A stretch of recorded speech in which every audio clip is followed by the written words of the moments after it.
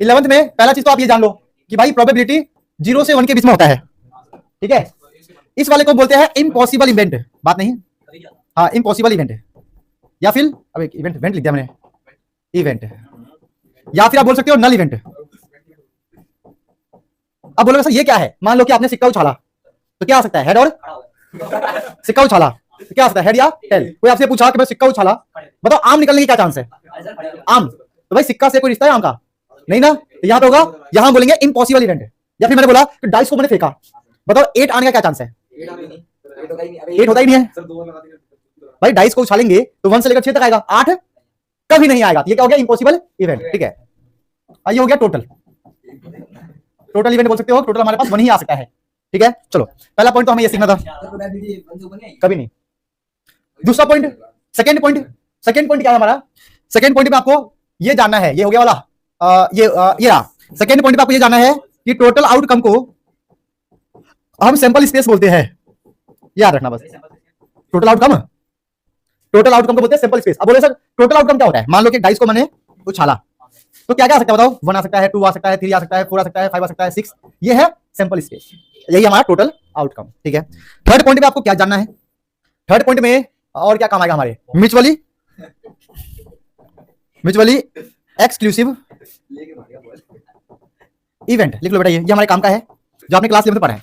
देखो mutually exclusive event ये कहता है कि भाई दो सेट के अंदर कुछ भी कॉमन नहीं होगा, मतलब प्रोबेबिलिटी, मतलब ए इवेंट एंड बी इवेंट में कुछ भी कॉमन नहीं होगा, मतलब 5 कॉमन होगा, क्या होगा, कुछ भी कॉमन नहीं होगा। लिख लो कि म्यूचुअली एक्सक्लूसिव इवेंट का मतलब है कुछ भी कॉमन नहीं होगा, मतलब 5 आएगा, ये जान लो। और कुछ और पॉइंट्स जो काम के हो अपने 11th क्लास के पॉइंट ऑफ व्यू से, टोटल 0 से 1 होता है, ठीक है, ये हो गया, ठीक है।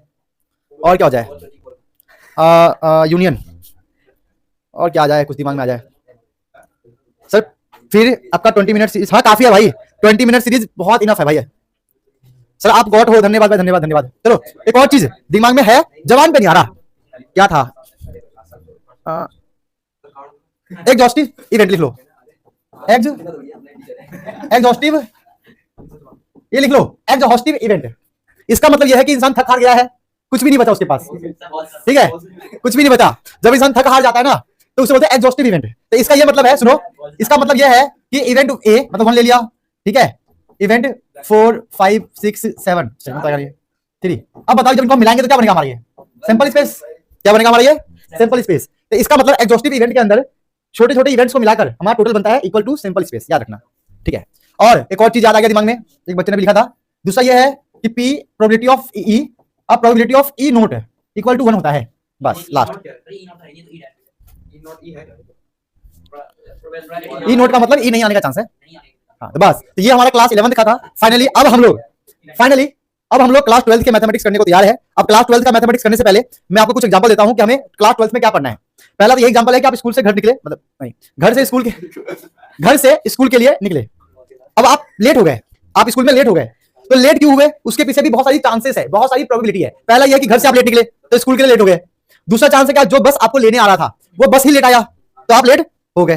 तीसरा चांस है कि बस ट्रैफिक जाम में फंस गया तो लेट हो गए। और चौथा चांस है कि आप किसी जुगाड़ में लगे थे तो आप लेट हो गए। तो क्लास 12th के मैथमेटिक्स में प्रोबेबिलिटी के अंदर प्रोबेबिलिटी होगा, प्रोबेबिलिटी पर प्रोबेबिलिटी डिपेंड होगा। This is called class 12th mathematics.